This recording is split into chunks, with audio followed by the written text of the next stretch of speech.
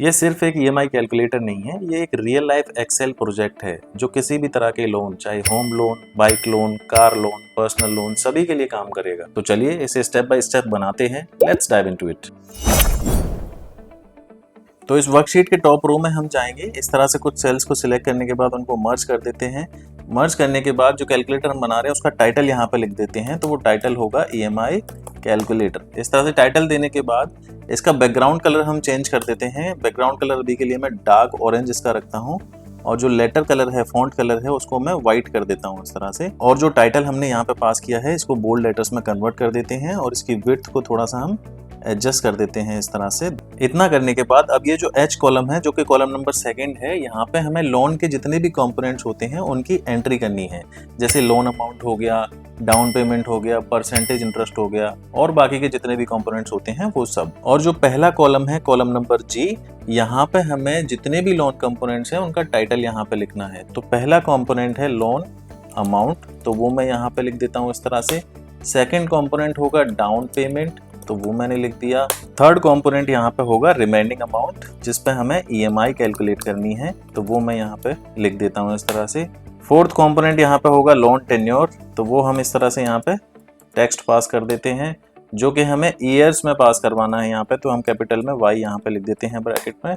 Fifth component होगा rate of interest, तो वो मैंने यहाँ पे लिख दिया। अब जितने भी कंपोनेंट्स एक लोन में होते हैं वो सब हम यहाँ पे लिख चुके हैं। अब हमें ईएमआई कैलकुलेट करनी है, तो ईएमआई मैंने यहाँ पे लिख दिया। हमें कैलकुलेट करना है टोटल पेमेंट जो हम बैंक को देने वाले हैं, तो वो भी हमें कैलकुलेट करना है, वो मैंने यहाँ पे लिख दिया। उसके बाद हम टोटल इंटरेस्ट कितना पे कर रहे हैं वो भी हमें कैलकुलेट करना है, तो उसकी एंट्री भी हमें यहाँ पे चाहिए इस तरह से, तो वो भी मैं लिख देता हूँ। अब यहाँ पे जो कैलकुलेशन हमें करनी है इसको हम बैकग्राउंड कलर दे देते हैं डार्क ऑरेंज और टेक्स्ट को हम व्हाइट कर देते हैं इस तरह से बोल्ड लेटर्स में। इतना करने के बाद ये एंटायर रेंज जो है वो मैं सिलेक्ट कर लूंगा और ऑल्ट HBA प्रेस करूंगा, जिससे इस एंटायर रेंज पे बॉर्डर लग जाएगा। अब जितने भी लोन कंपोनेंट यहाँ पे हैं उनकी एंट्री हम करते हैं 1 बाय 1। तो लोन अमाउंट अभी के लिए मैं ले लेता हूँ 5 लाख, ये एंट्री कर दी मैंने।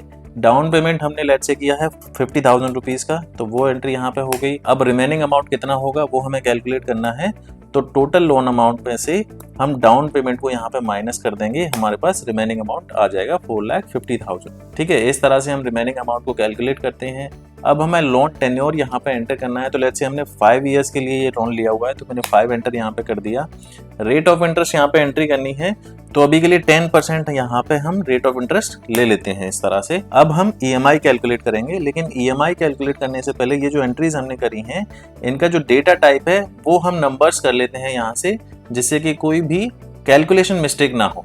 तो यहाँ पे नंबर्स में मैंने कन्वर्ट कर दिया। यहाँ से मैं डेसिमल वैल्यूज को इस तरह से हटा देता हूँ, तो ये मेरा डेटा नंबर्स में कन्वर्ट हो चुका है। अब यहाँ पे हम फंक्शन अप्लाई करेंगे ईएमआई कैलकुलेट करने के लिए, तो यहाँ पे इज इक्वल टू का साइन लगाऊंगा मैं, फंक्शन अप्लाई करूंगा PMT।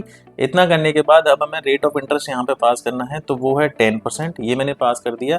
बट इसको हमें मंथली कन्वर्ट करना पड़ेगा, तब ये ईएमआई कैलकुलेट होके आएगी हमारे पास। तो इसको हम डिवाइडेड बाई 12 इस तरह से कर देते हैं। अब ये मंथली कन्वर्ट हो जाएगा। कोमा लगाएंगे। अब हमें टेन्योर पास करना है, कितने टेन्योर के लिए लोन हम ले रहे हैं। अगेन यहाँ पे 5 लिखा हुआ है, तो वो सेल रेफरेंस मैंने दे दिया।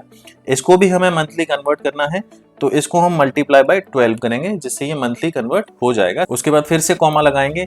कॉमा लगाने के बाद अब हमें प्रेजेंट वैल्यू जो लोन अमाउंट हमारे पास बचा हुआ है वो यहाँ पे एंटर करना है, तो वो है रिमेनिंग अमाउंट में हमारे पास 4,50,000। तो ये सेल रेफरेंस हम यहाँ पे दे देंगे, ब्रैकेट क्लोज करेंगे और एंटर प्रेस कर देंगे। अब आप देख रहे हो ईएमआई कैलकुलेट होके आ चुकी है, बट ये नेगेटिव में आ रही है। इसको पॉजिटिव में करने के लिए फॉर्मूला बार में हम जाएंगे और ये PMT फंक्शन जहां से स्टार्ट हो रहा है यहाँ पे मैं हाइफन यहाँ पे ऐड कर देता हूँ। इतना करने के बाद मैं दोबारा से एंटर प्रेस करूंगा, तो ये पॉजिटिव में यहाँ पे शो हो जाएगी। इसको मैं बोल्ड लेटर्स में यहाँ पे कन्वर्ट कर देता हूँ। अब इस फंक्शन में हमने हाइफन क्यों यूज किया, क्योंकि PMT फंक्शन जो है ईएमआई को नेगेटिव फॉर्म में दिखता है, इसीलिए वो ईएमआई को नेगेटिव साइन के साथ शो करता है। तो हमने यहाँ पे हाइफन यूज किया इसको पॉजिटिव में कन्वर्ट करने के लिए। अब हमें टोटल पेमेंट यहाँ पे कैलकुलेट करना है जितना हम बैंक को देने वाले हैं, तो उसके लिए हम टोटल पेमेंट वाले सेल में आएंगे, यहाँ पे इक्वल टू का साइन लगाएंगे और लोन टेन्योर जो है उसको सिलेक्ट करेंगे। इसको मल्टीप्लाई करेंगे 12 से, जिससे कि नंबर ऑफ EMIs हमारे पास आ जाएंगी जितनी हम बैंक को देने वाले हैं। इतना करने के बाद मल्टीप्लाई करेंगे EMI को इसके साथ, तो सेल रेफरेंस मैंने EMI का दे दिया। अब हमारे पास टोटल अमाउंट आ जाएगा जो हमें बैंक को देना है। इसके बाद हमें टोटल इंटरेस्ट भी कैलकुलेट करना है, तो यहाँ पे हम टोटल इंटरेस्ट वाले सेल में आएंगे, छोटी सी कैलकुलेशन यहाँ पे करेंगे, इज इक्वल टू का साइन लगाएंगे, टोटल पेमेंट का सेल रेफरेंस मैंने दे दिया, इसमें से हम रिमेनिंग अमाउंट को यहाँ पे माइनस कर देंगे इस तरह से। अब जो अमाउंट यहाँ पे हमारे पास आएगा वो होगा टोटल इंटरेस्ट जो हम बैंक को देने वाले हैं। तो इन दोनों को भी मैं इस तरह से सिलेक्ट करके बोल्ड लेटर्स में कन्वर्ट कर लेता हूँ। अब यहाँ पे इन कंपोनेंट्स में से आप कोई भी कंपोनेंट चेंज करोगे तो EMI, total payment and total interest automatically यहाँ पे चेंज होके आ जाएंगे। तो अभी के लिए टोटल लोन अमाउंट जो है उसको मैं 10 लाख यहाँ पे कर देता हूँ चेंज करके। आप देखोगे सब कुछ यहाँ पे कैलकुलेशन पूरी चेंज हो चुकी है, ईएमआई भी चेंज हो गई है, टोटल पेमेंट भी चेंज हो चुका है, टोटल इंटरेस्ट भी चेंज हो चुका है। इस तरह से आप कोई भी यहाँ पे कंपोनेंट चेंज करोगे, मैं डाउन पेमेंट यहाँ पे चेंज करता हूँ, इसको 1 लाख यहाँ पे कर देता हूँ मैं, तो देखिए फिर से सारी कैलकुलेशन यहाँ पे चेंज हो चुकी है। तो इस तरह से आप एक्सेल में ईएमआई कैलकुलेटर बना सकते हैं, जैसे आप किसी भी तरह की लोन की ईएमआई की कैलकुलेशन के लिए यूज कर सकते हैं। आई होप इस वीडियो से आपको कुछ नया सीखने को मिला होगा। Thank you so much for watching this video till the end. See you guys in the next video.